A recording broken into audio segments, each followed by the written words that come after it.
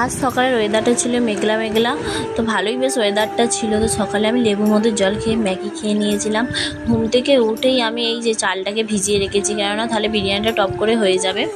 তো চালটা ভিজিয়ে রেখেছিলাম, গরম জলে গোটা গরম মশলা সব রকম মশলা দিয়ে দিয়েছি, লেবুর রস দিয়ে আলুটা ভেজে রেখেছিলাম, পেঁয়াজটা কেটে রেখেছি, কেননা তাড়াতাড়ি তাহলে রান্নাটা আবার কমপ্লিট হয়ে যাবে।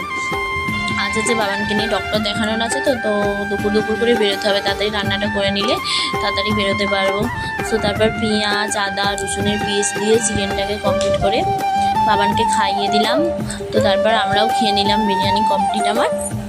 তো আমরা খেয়ে নিয়ে জল খেয়ে নিয়ে এবার বাবানকে নিয়ে যাবো ডক্টরের কাছে। এত রোদ, বাবান তো ফার্স্ট ডক্টরের কাছে যেতেই চাইছিল না। তো আমি রেডি হয়ে গেছি, যাবে না বলে মাথায় হাত দিয়ে ঘুরছে।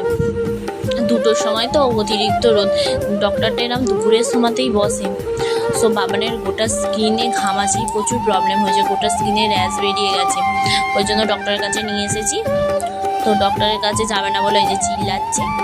তো আমাদের ডক্টর দেখানোও কমপ্লিট হয়ে গেছে, ডক্টর দেখানো কমপ্লিট। এবার বাড়ি যাবো, অতিরিক্ত রোদে কষ্ট হচ্ছে। বাড়ি এসেই তো বাবান ঘুমিয়ে গেছে, তো আমি এবার ঘুমিয়ে পড়বো, সব জামা কাপড় পরে আছে। So tata.